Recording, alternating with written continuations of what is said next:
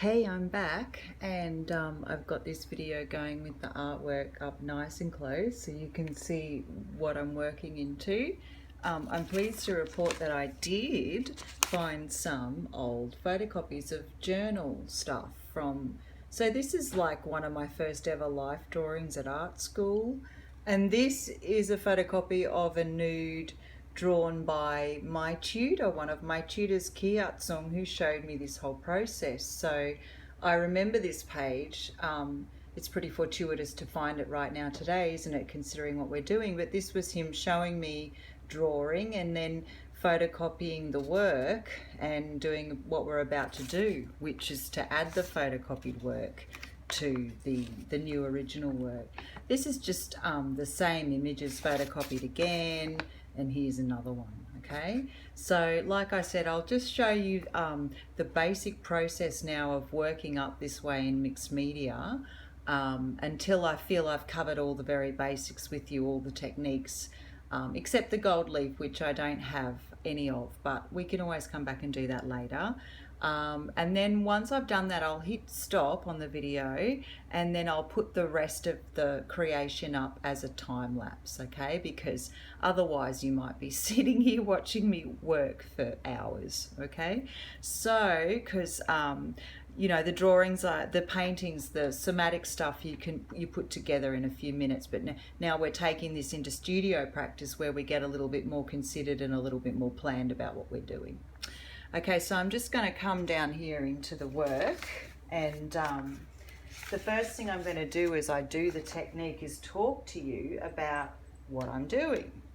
So, and where the idea is coming from. So with this somatic piece, you would have remembered that this was all about, and what I'm going to do as I talk, I'm going to work as I talk, so I'm going to do double talk, okay? So I'm going to talk about what I'm doing and then talk as I work. What I'm going to be doing first is placing these photocopies of my original work and Kiatsung's work gluing them onto my original piece. Okay, so I'm going to tear around them first to get the shape that I want, and then we'll talk about placing them. Okay, so as I tear, I'm going to talk to you about what's come up with this work. Okay, so this was that somatic work that I did work into with you guys from the standing up position. And it's funny, like it caused me a problem, this work, because it's quite blunt and I didn't really know what to say about it or what it was saying about me, more to the point. Not that that matters usually, but I just found that it was quite stuck in my mind too. Of all the works I created in the workshops, it was this one that had the most sort of presence in me, in the sense that I really wanted to work more into it. I really wanted to take it into studio and develop it into studio practice.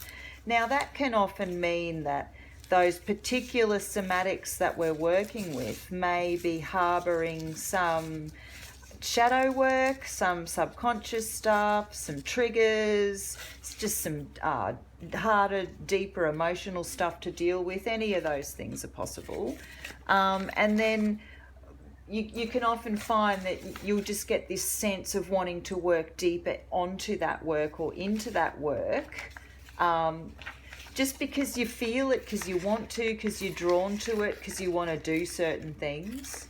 Like with this one, I felt like this is a flood response work for me. I mean, all my work is at the moment, but with this particular, in a way, you know, because we're living it every day still, this one was sort of a lot of shifting energy, I felt.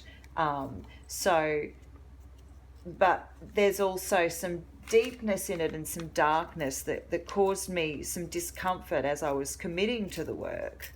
And now I kind of want to follow through on those themes a little bit, because even though the work is sort of, if you can, I'll take you back through it. There's my feet and my sore foot, and this is my calves, my thighs, my hips, shoulders, head, hair, expansion in the body, and then energy coming off in waves. And it's been so difficult here in Northern Rivers. It really has, for everybody. No one has been left unaffected.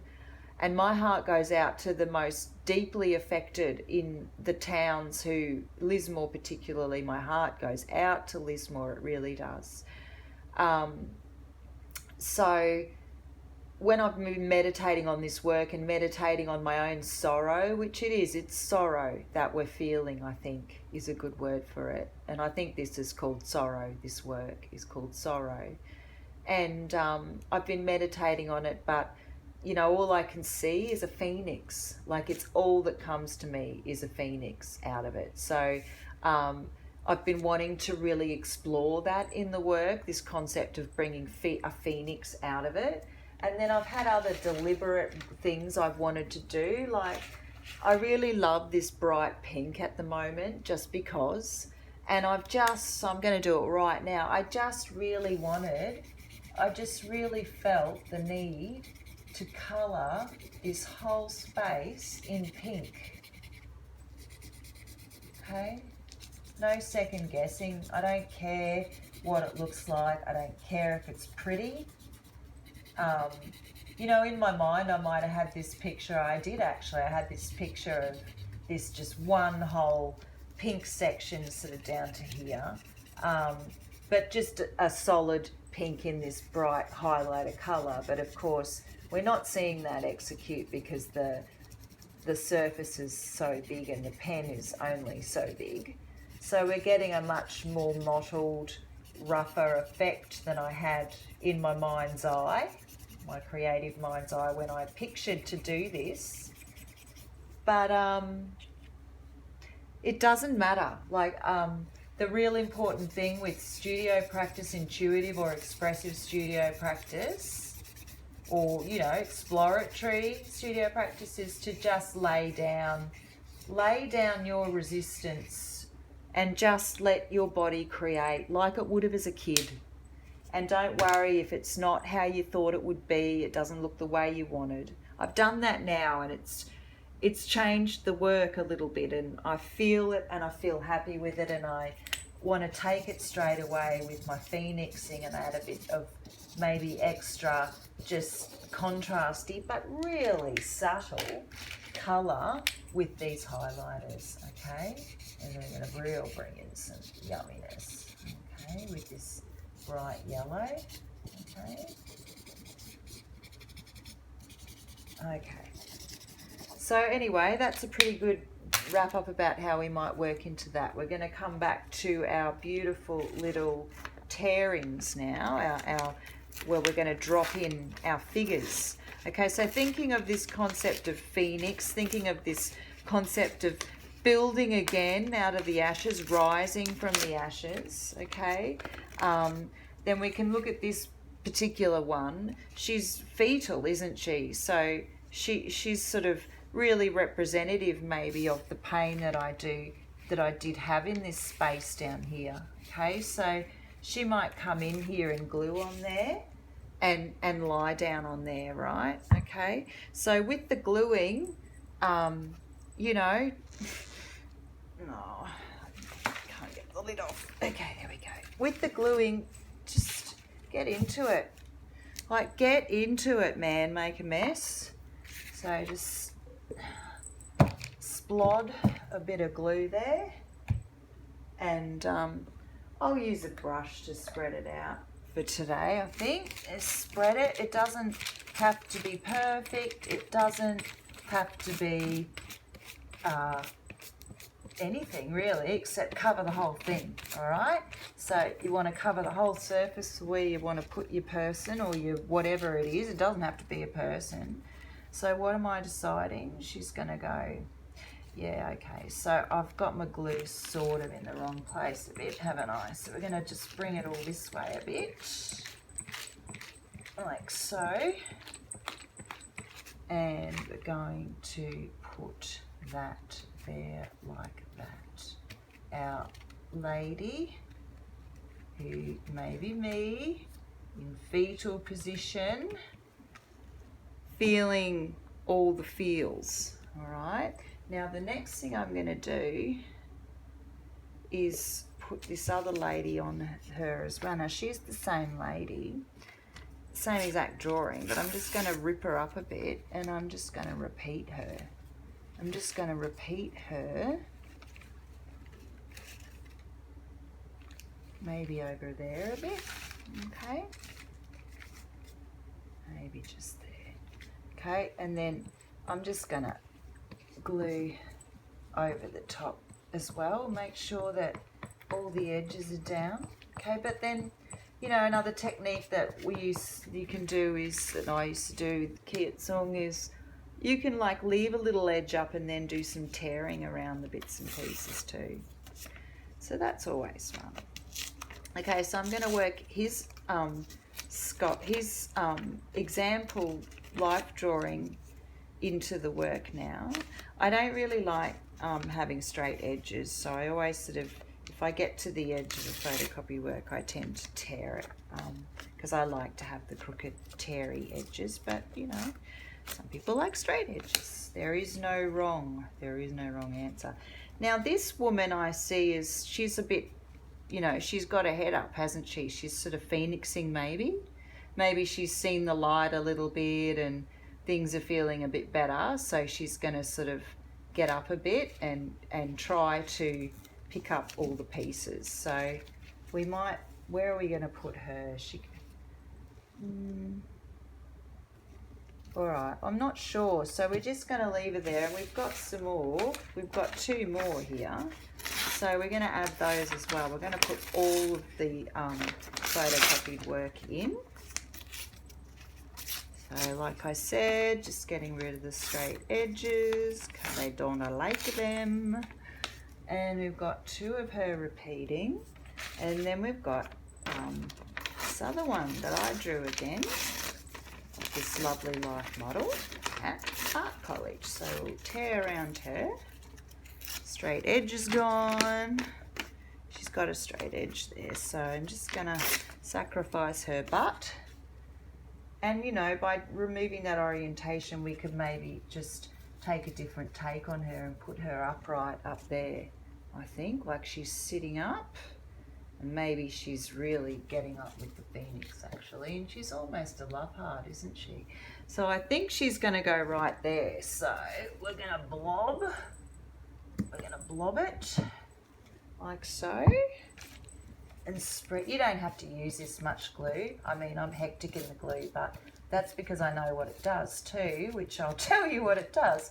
This beautiful stuff can actually be used to work up layers on your work. And you can paint over the top of a layer and it will dry clear. So you'll get this clear shiny part in your work that you can then work more over, and you can like texture it and stuff. And like I've just done here with maybe this phoenixing coming up in the flame, or the action of flame around her, that'll all dry clear, but then I might work over it in say some flame coloured oils, which will bring out those marks again. Okay, so then we've got these 2 ones who are doubled up. So what I might do is deliberately double up them like that so they actually overlap in a pattern. And it's like, okay, where is she gonna get up from? Should she come down here, or should she go in? I think she's gonna go there. All right, I think that's the place. All right, so we're gonna blob. And like I said, oh my goodness, we don't need that much paint, glue. Like I said, I'm thinking phoenix, but I hope I'm giving you permission to make a mess, because it just doesn't matter. In art, there is no wrong, and it just doesn't matter. So, but it all matters, like in saying that everything matters, but you know what I mean, like just get in there and just let go and relax. What we're actually engaging in is called function pleasure, and that's well researched in the psychotherapy world, to really give you the most beautiful natural feelings of happiness and joy by just doing creatively with your hands. Okay, so speaking of hands, with that gluing, I actually use my hands to flatten that out so we don't have as any texture over that like we did the rest. Okay, so I'm just going to grab a serviette now and just wipe off my brush and my hands, and then I'm going to make an absolute mess I've made. But that's okay, it's part of the process. And then I've got a big blob of leftover glue running down the side of my glue, so I'm just gonna get that and stick it here. Now I've torn there, but I've got, where is it? I made a tear there, unfortunately. So I'm just going to get some, I might use tracing paper actually. Yeah, so grab some tracing paper to mend that tear is the next thing we'll do. And then that's going to just do a whole next level thing to this whole area, because it's going to work up some different levels of opacity. See that? Okay, hitting pause.